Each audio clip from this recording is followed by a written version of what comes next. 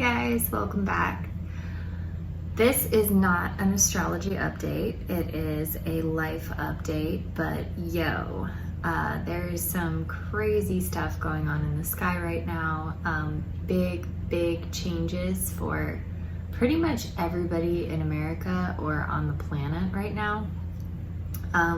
It's all meant to be, it's all good things, but I have been going through some shit. So, part of the reason why I wanted to do a YouTube channel was just so that I could let people know that they are not alone. But after talking to my therapist last week, she asked me what keeps me going, because I've definitely had messages where people tell me that I've reached them in a time of crisis, or that things that I've said or shared help them feel less alone. And so I've succeeded in that way, but she asked me why I keep going.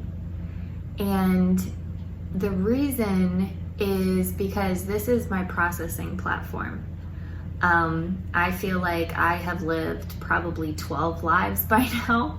That's kind of what it feels like. I feel like I had 7 years where I was either in pain and didn't know what it was, or I had this death sentence hanging over me, or I thought that my life was always going to be painful.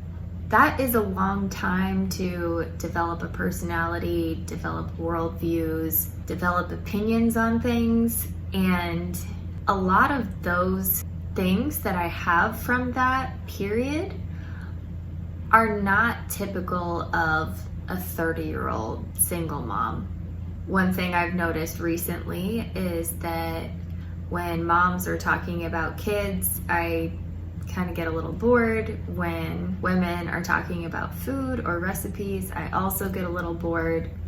But when the elderly population talk about times that they were really sick and they got better, that is when I perk up.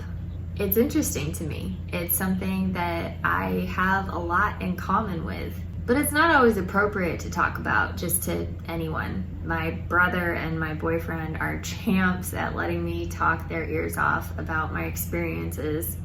But you can't just bring it up to anybody. You can't just say, oh yeah, I had that experience when I was bedridden, without people either feeling the need to give you a lot of sympathy, like, oh my God, I'm so sorry you had to go through that. Or worse, pity. I can't even imagine what that would be like. Or they can get just really uncomfortable, and it might be the type of thing where they want to be empathetic, but it's not really appropriate for you in that case, where they're like, tell me more about that. And like, it was just a fact for you. It was just something in passing. I am probably 95% over being bedridden, and all of my experiences when it comes to lupus and different illnesses that I had. So when I say things, it's usually in a pretty dry fact manner. Factoid. I don't know.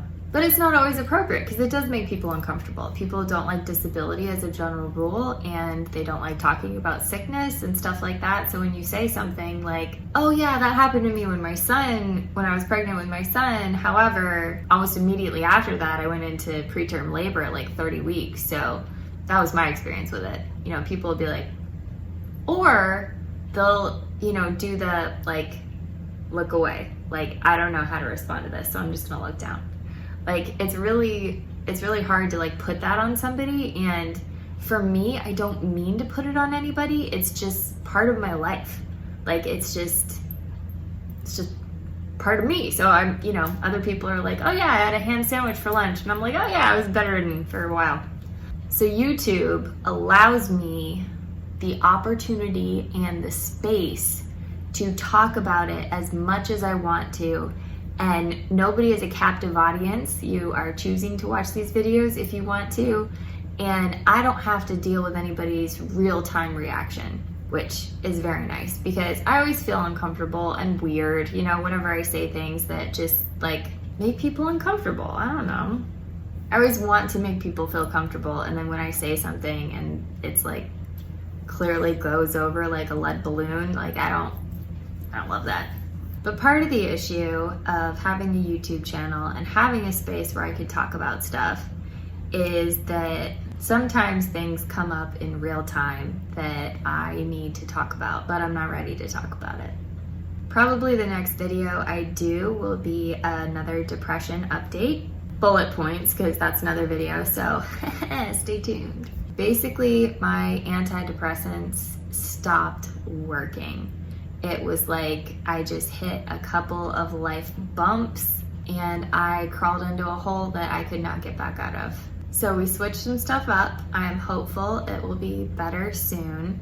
At the same time, my son got a diagnosis, which I'm not ready to talk about either. I also had some relationship issues that happened at the same time, just, hiccups.